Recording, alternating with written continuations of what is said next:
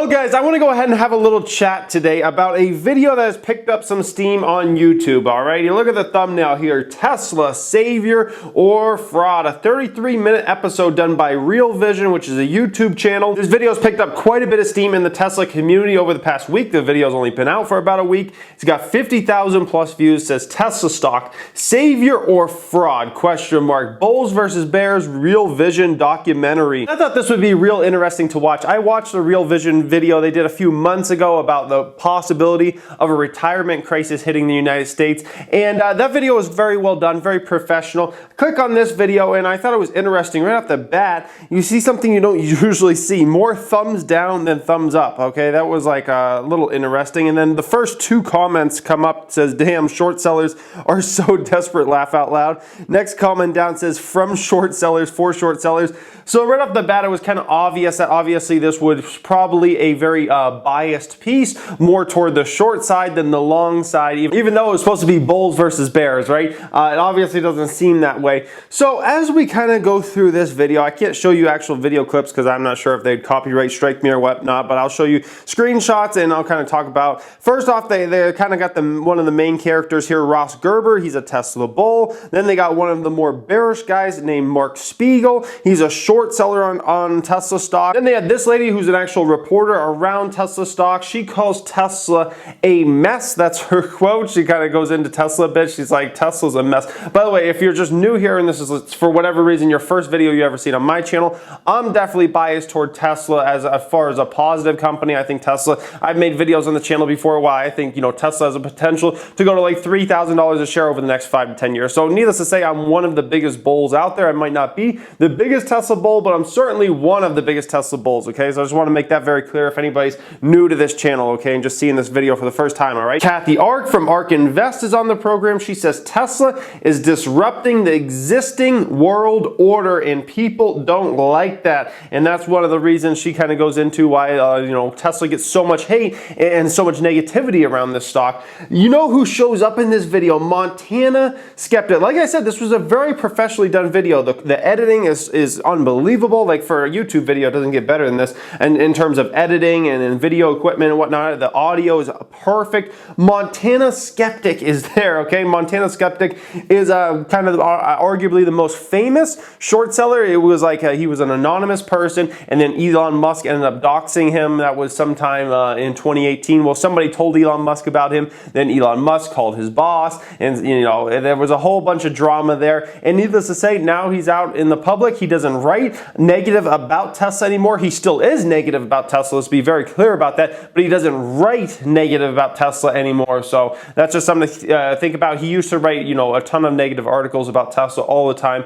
on Seeking Alpha. He doesn't do that anymore. Now he's just kind of a bystander. But he obviously is still very negative. If you can, you know, obviously watch the piece, you'll see that, okay? They have this individual, Grant Williams, and I think this is one of the biggest problems with this video, okay? This is the one narrating the video, and I think a big part of the reason why this video was put together, and he's very negative. He said, I've never seen anything like Tesla. He says, Tesla is a gigantic fraud, all right? Keep in mind, this is the narrator for this video, so obviously this video is going to have a very negative slant toward it, more towards short sellers, and I think this is part of the problem with this particular video. You know, so professionally well done, so well filmed, great equipment, but you know, an amazing cast of characters they had on this from the bull side and the bear side. But when you have the narrators like unbelievably negative, you know, he literally says Tesla's a gigantic fraud. That's his quote in the video, okay? That from personally his standpoint, okay? The machine planned on there, another, you know, anonymous individual that's a Tesla short seller. This one talks about there's Tesla Q, which is essentially a nickname the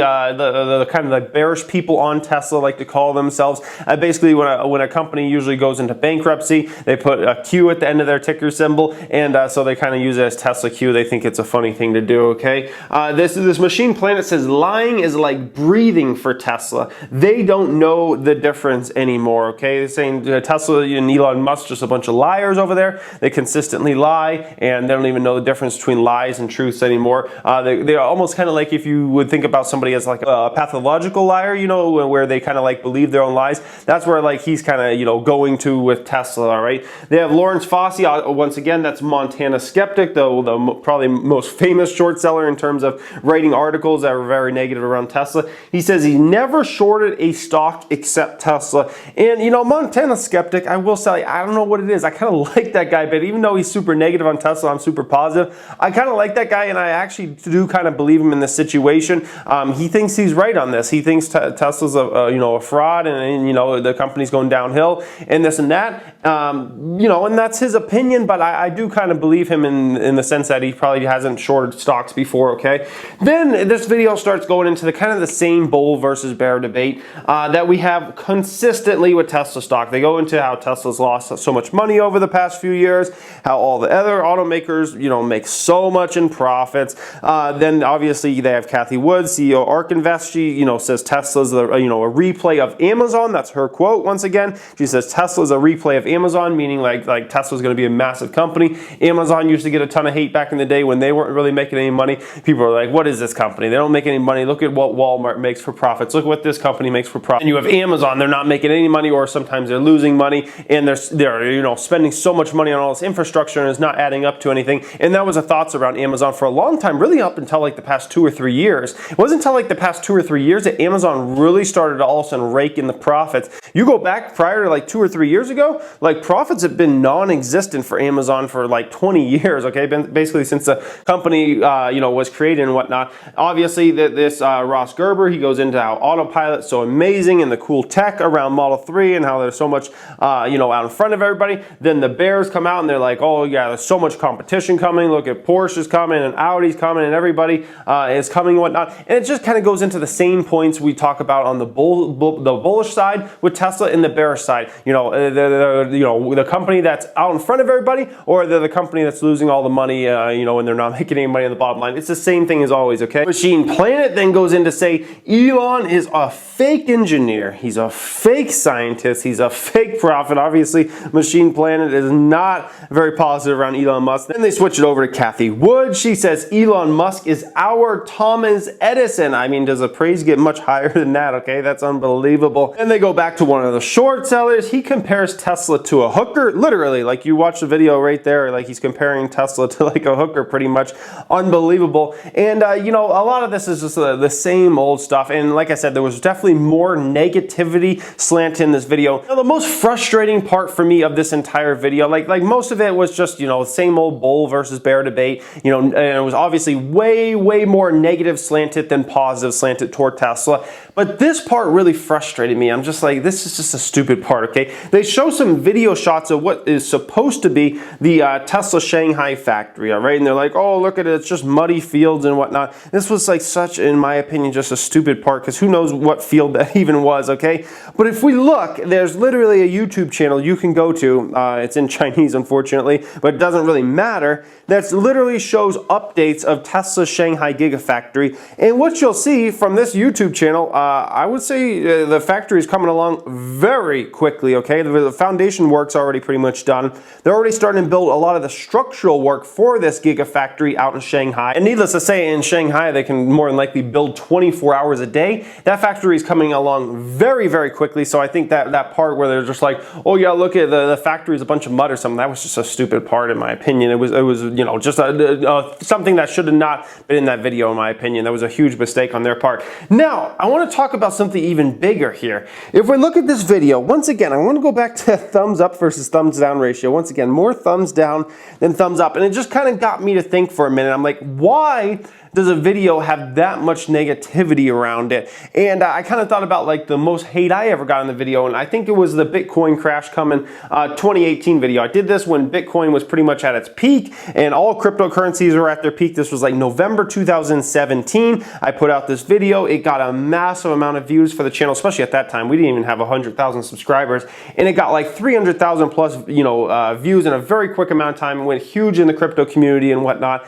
And that video got about over 1,000 thumbs down in that video. That was like the most hate I probably ever got for a video. By the way, within a month of that video actually coming out, like obviously the crypto market just completely disintegrated into pieces. BitConnect went belly up.